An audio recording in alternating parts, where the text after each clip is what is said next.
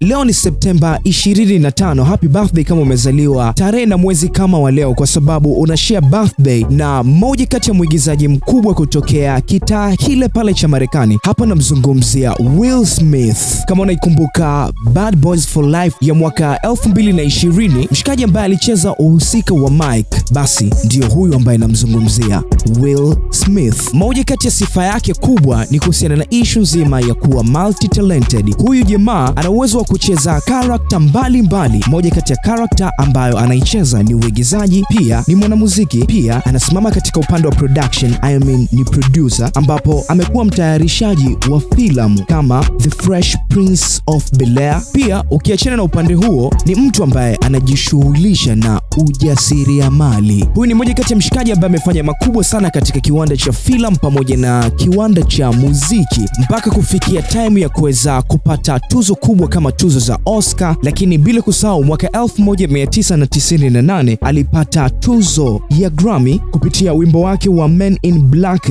katika kipengele cha Best Rap Solo Performance. Pia katika mwaka 1999 alipata tuzo ya Grammy kwa kupitia wimbo wake wa Getting Jiggy with It kwa kupitia kipengele cha Best Rap Solo Performance. Back in the days, mshikaji alianza kujipatia fame kuanzia kitaa kile pale cha mwaka 1990, ambapo kwa kupitia comedy ambayo ilikuwa inaitwa The Fresh Prince of Bel-Air, safari yake ya kuchange upepo kutoka katika muziki mpaka katika filamu ndipo hapo ilipoanzia. Comedy hiyo ya The Fresh Prince of Bel-Air ilirushwa kuanzia mnamo mwaka 1990 mpaka mwaka 1996. Baadhi ya movie zake maarufu ni kama Men in Black 2 ya mwaka 2002, I Am Legend ya mwaka 2007, Men in Black 3 ya mwaka 2012, Bad Boys for Life ya mwaka 2020 na nyingine kibao. Jamaa alizaliwa Septemba 25 mwaka 1968, ambapo kwa siku ya leo anafikisha umri wa miaka 57. That's it ladies and gentlemen, ndani ya